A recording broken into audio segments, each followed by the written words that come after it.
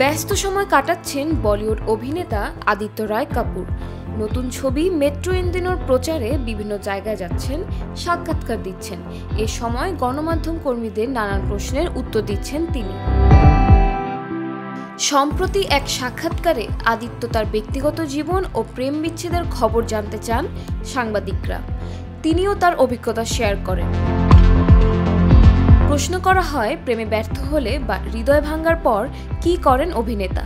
জবাবে আদিত্য জানান, তিনি এমন সময় নিজেকে ব্যস্ত রাখার চেষ্টা করেন। তিনি বলেন, আমি হয়তো আমার দাবা খেলি বা বাথরুম পরিষ্কার করি, যেভাবেই হোক নিজেকে যে কোনো কাজে ব্যস্ত রাখি। মেট্রো ইন্দিনো সিনেমায় অভিনেত্রী সারা আলি খানের সঙ্গে জুটি বেঁধেছেন আদিত্য। এই সিনেমায় এক আধুনিক শহুরে প্রেমের গল্প তুলে ধরা হয়েছে, যেখানে বিভিন্ন ধরনের সম্পর্কের জটিলতা ও সংবেদনশীলতা ফুটে উঠেছে। সিনেমাটির ব্যাপারে আদিত্য বলেন, বর্তমান সময়ে আমাদের সম্পর্কগুলো অনেক মোবাইল নির্ভর হয়ে পড়েছে।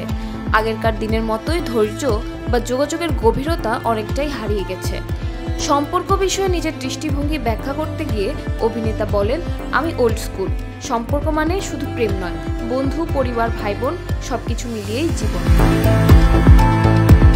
বর্তমানে সমাজে প্রচলিত সিচুয়েশনশিপ বা অন্যান্য নতুন সম্পর্কের সংজ্ঞা সম্পর্কে তিনি বলেন, এসব শব্দ বা ধারণা তার খুব একটা পরিচিত নয়।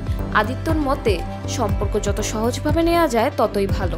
নিজের ব্যক্তিগত জীবনকে তিনি যতটা সম্ভব ব্যক্তিগতই রাখতে চান।